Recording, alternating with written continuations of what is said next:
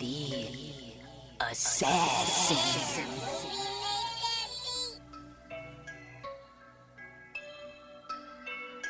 You know I break necks, call me Jack Tate. I have no regrets while your life is fading. I'm a crazy fuck equivalent to Satan. When I'm behind the mic, I feel like the greatest. You know I break necks, call me Jack Tate. I have no regrets while your life is fading. I'm a crazy fuck equivalent to Satan.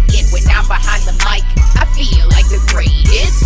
What up, y'all? You're listening to Sports Talk with Tropp, and I'm your host, Katie Tropp.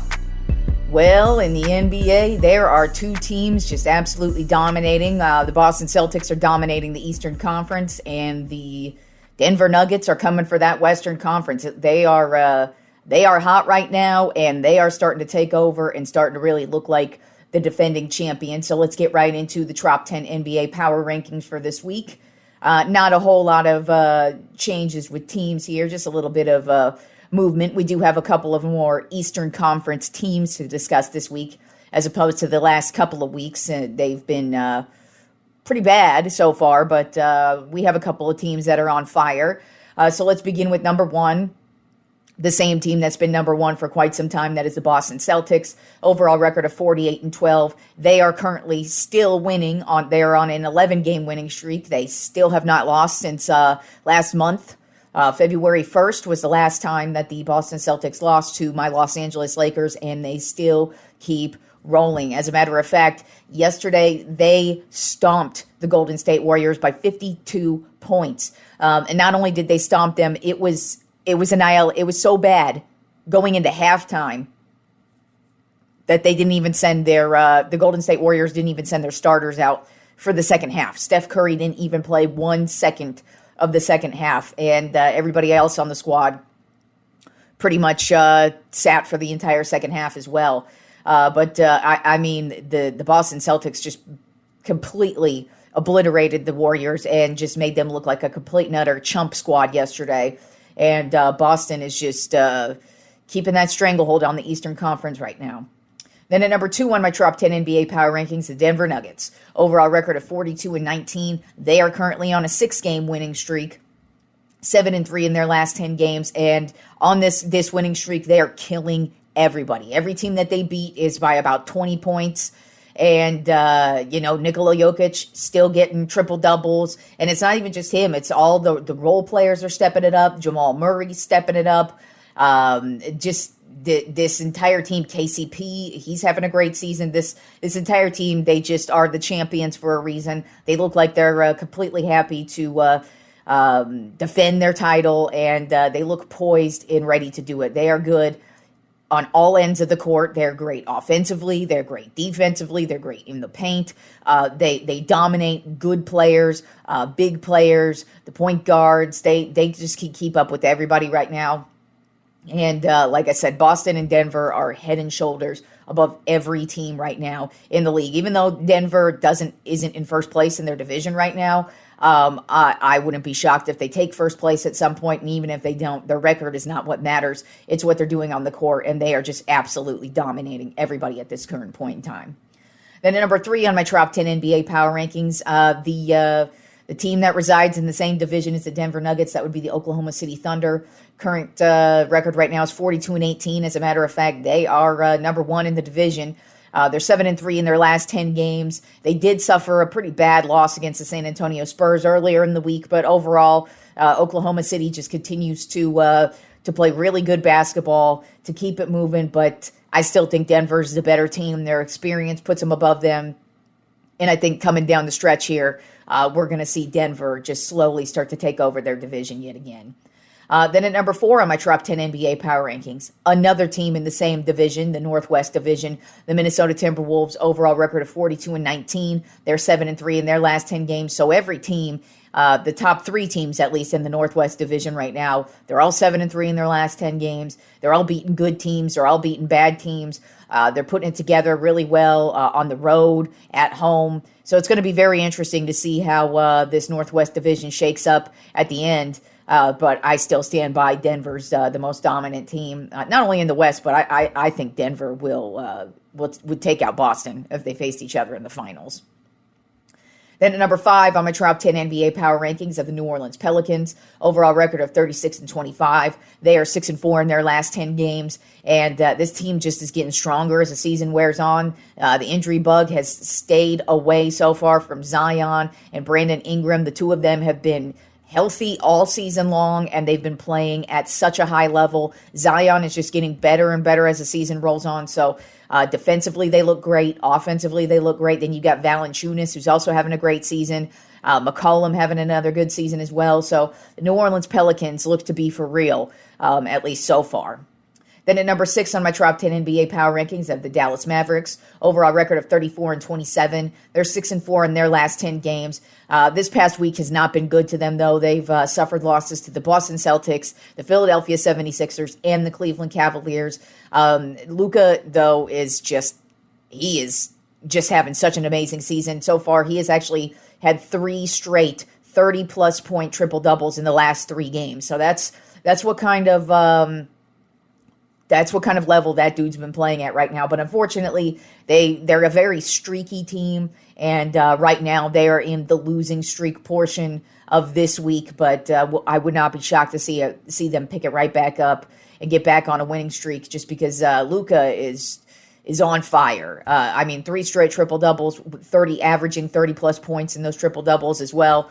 That just says a lot. Kyrie Irving, he's playing a huge role in this offense as well. And they're really starting to get it going, but their defense is where all the problems lie. And as you can see, the teams that they lost to this week, 2 of them are obvious playoff teams in Boston and Cleveland. And then you've got Philadelphia, who's not that good and battling through all the injuries, and they still couldn't get past them. So many questions remain with the Dallas Mavericks, but right now Luka is just playing at such a high level, and it is fun to watch.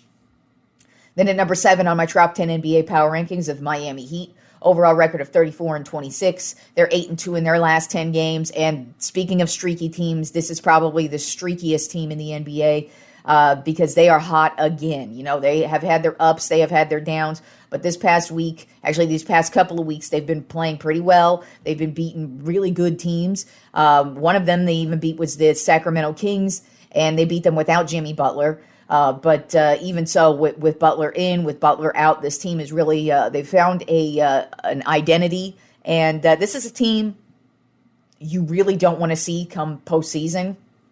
First of all, the Eastern Conference, not that good, especially compared to the West. The West is stacked with really good teams, and I feel like they're going to beat up on each other. But in the Eastern Conference, it's pretty much Boston and everybody else. So a team like the Miami Heat, they're probably going to fare well in the postseason just because everybody else beneath them, pretty terrible. And they could easily win a series against the Boston Celtics. They've proven that they could do that in the postseason. So, and like I said, this is a very streaky team. And sometimes that's a good thing and sometimes that's a bad thing. And with their postseason experience, it's probably going to be a good thing for them because they're probably going to be streaking come postseason. Then at number 8 on my top 10 NBA power rankings of the Milwaukee Bucks, overall record of 40-21. They are also streaking in a positive direction for once. They are currently on a 5-game winning streak and 7-3 in their last 10 games. So they finally have put together a solid little run here now that Doc Rivers is their coach.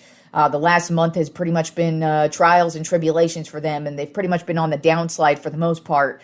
But right now, this 5-game winning streak is exactly what they need. Right now, they have no issues scoring points, that is for sure. They're second right now in the NBA, averaging 121 points per game. Giannis is averaging 31 points per game and 11 rebounds per game.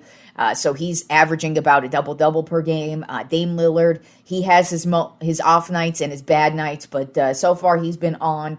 And the Milwaukee Bucks are on at this point in time, but still, I have a lot of questions about them once the postseason rolls around. So we'll see what they're able to put together in the next month or so of basketball because we are closing in on the final stretch of the season here. Then at number 9 on my top 10 NBA power rankings, a team that has taken a tumble. The Los Angeles Clippers, overall record of 39-20. They are 5-5 in their last 10 games, and they suffered a big blow this week. Russell Westbrook suffered a hand injury, and he actually just had surgery today. And they're hoping he will be back by the playoffs, but there is no guarantee with that. So that takes a huge chunk out of this offense, because that's pretty much what the Clippers are. They are not defense in any way, shape, or form. They don't know how to play defense. That's not what they do, but they do know how to score a lot of points. And Russell Westbrook, he's been huge for them off of the bench. Definitely a shoo-in for the Sixth Man of the Year award, but this hand injury is a big deal. Like I said, he suffered a broken hand and had surgery today, and it's fingers crossed he's going to be playing for the playoffs. Then at number 10 on my Tropp 10 NBA Power Rankings of the Cleveland Cavaliers, overall record of 39-21. This is another team that has taken a tumble. They are 5-5 in their last 10 games. They suffered some pretty bad losses this week to the Knicks and the Chicago Bulls, and they also are suffering through the injuries. Donovan Mitchell, he's been out, and it looks like he's going to be out at least another couple of games. So with him being out, you could tell that this team has really suffered through some losses. This was the hottest team just over the last couple of weeks, and they were the hottest team heading into the All-Star break, and now with Mitchell and his injury, they are struggling. In the Knicks game, Brunson didn't even finish the game. He actually suffered a knee injury, which luckily for the Knicks, doesn't look like it's going to be a serious injury at all. It looks like he's just going to miss a couple of games or so. But Brunson didn't even finish that game. He actually went out with the injury in, I believe, the first or second quarter. I know it was the first half that he went out, and Cleveland was still unable to get anything going, still unable to really, the Knicks really frustrated them defensively. And that's a problem with the Cavaliers, in my opinion, as well, as they lack a lot of defense, and here they are falling in the top 10, and they've been right up at the top. They've pretty much been one of the only two Eastern Conference teams I've been discussing over the last couple of weeks, and now they're starting to fall apart. And then the last little bit of NBA news that happened over the weekend is LeBron James. He eclipsed the 40,000 career point mark in his stellar career. This is the first NBA player ever to score over 40,000 points. Like I said, the dude is expected to play another couple of seasons, which means he's going to extend that points lead out to a fairly unreachable point. Now, of course, records are always made to be broken, but I kind of have a feeling that one's going to stick around for a minute, because honestly, to even have a chance at it, you're going to have a really long career, as LeBron has done. But you're also going to have to be a dominating player who scores a lot of points regularly every single season. So we'll see, and also maintain their health as well. So those are a bunch of factors that are going to go into that. Unfortunately for LeBron and the Lakers, they of course lost to the Denver Nuggets, who have just been the bane of our existence since the NBA Finals last year. Couldn't beat them in one game last year and have yet to beat them in a regular season game this year. They lost 124-114. It actually was a pretty close game up until the fourth quarter. And that was until the end of the fourth quarter. When I say it was like the last 5 or 6 minutes that the Lakers really just started to fall apart. But, Jokic just really stuck with it. Jamal Murray just stuck with it. And the Denver Nuggets just absolutely own the Lakers right now. And they did. They ruined Kobe Bryant's statue night, and then they ruined LeBron's 40,000 night. So fuck you, Denver Nuggets. We did actually have a little bit of NFL news over the weekend. The last week actually was the NFL Combine, and one of the draws to the NFL Combine is the 40-yard dash, and we have us a new record holder in the fastest 40-yard dash in NFL Combine history, and that is wide receiver out of Austin, Texas, with the Texas Longhorns, Xavier Worthy, who had a great season, by the way. It sucks to see him go, but also I expect him to be a pretty solid receiver in the NFL. But he has now officially ran the fastest 40-yard dash in 4.21 seconds. So hook 'em horns, motherfucker. Xavier Worthy, wherever you go, good luck with your career. I'm sure you are going to absolutely kill it in the league, and running that 40-yard dash definitely upped your draft game, I'm sure.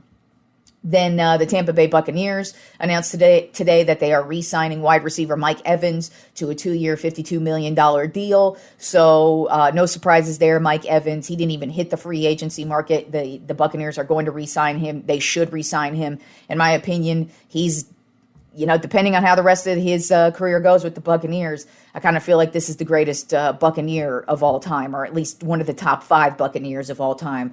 And good to see that they're signing him for another 2 years, and hopefully he'll end his career as a Tampa Bay Buccaneer. But that's definitely not a surprising move, and also a good move for both parties. Then in other NFL news, it was officially announced today that Jason Kelce, the center of the Philadelphia Eagles, he is officially retired as of today.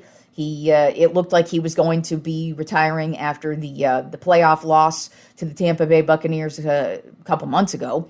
He took his time, as you should, with that type of decision. And he announced officially today at a press conference that his career is over.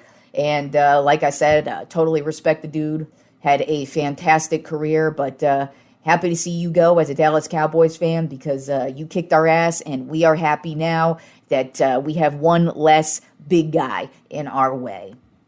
And then the last bit of NFL news, another breaking news today was the Denver Broncos are going to release quarterback Russell Wilson. They were unable to find a trade partner for him, which is not shocking because, he had a pretty big contract. So that is yet another big free agent on the markets. We'll see what happens with Russell Wilson. He came into the league, lit it on fire, went to a couple of Super Bowls, won a Super Bowl, and then the rust has been growing on the shine of Russell Wilson over the past couple of years. And his time in Denver, it did not help his resume at all. So we'll see what happens with him. I kind of feel like you're still getting a solid quarterback. It does depend on the situation. If he goes to a shitty team, I don't think he's going to have a chance in hell. But let's just say, for shits and giggles, he were to sign with the Pittsburgh Steelers or a team like that, I feel like he definitely will help whoever he goes to. But if it's a bad situation where it's like you're just floundering with terrible coaching staff and really no players and no talent to go to, I just kind of feel like Russell Wilson's career will continue to go down the drain. But we'll see what happens, as he has now officially hit the free agency market, which actually begins a week from today. So we will have more and more NFL news trickling in over the next month. And then, of course, we will have the NFL draft next month. Moving on to college basketball and the top 10 basketball rankings this week.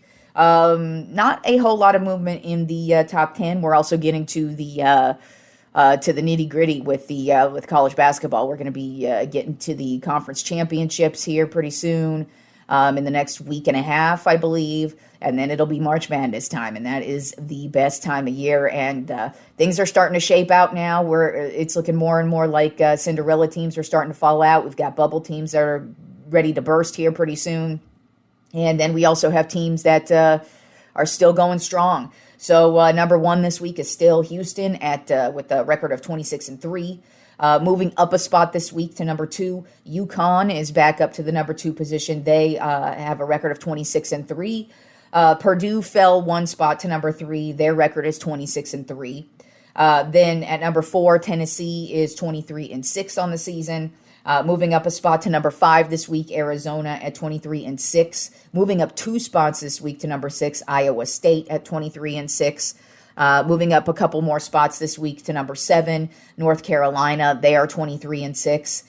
Falling a few spots, taking the biggest tumble in the top 10 this week, is Marquette. They are 22-7 and suffered a huge loss to Creighton this weekend. And number 9 is Duke. They're at 23-6. And then rounding out the top 10 in college basketball this week is Creighton, who's moved up a couple of spots. They're 22-8 on the season. The reason why they moved up is because they were who took down Marquette. And they smashed Marquette. It was not even close. And they were also the team who took out UConn and ended their streak. So you take a look at a team like Creighton and you go, that's a team you really got to look out for come tournament time. They've always been a bubble burster. They've always been a team that likes to shit on your day. And now they actually look like a pretty legit team, beating really legit teams along the way. And I kind of feel like you look at a Creighton team and they sound like a team that could really make some noise in a bracket, depending on which bracket, of course, they go to. But I kind of look at Creighton as a surprise team come college basketball March Madness time. But and then a team that took a huge tumble this week is Kansas. They fell all the way out of the top 10 just because they've been suffering some big losses the past couple of weeks, and now they're almost falling out of the top 25 at this point. I can't remember where they are at, but they're in the teens area right now. So we'll see what happens with college basketball. We have a couple more weeks, and then we will be at one of the greatest sporting events here pretty soon in March Madness, which is always an excellent time, at least in my opinion. So that is today's show, and I will talk to you fools on Friday.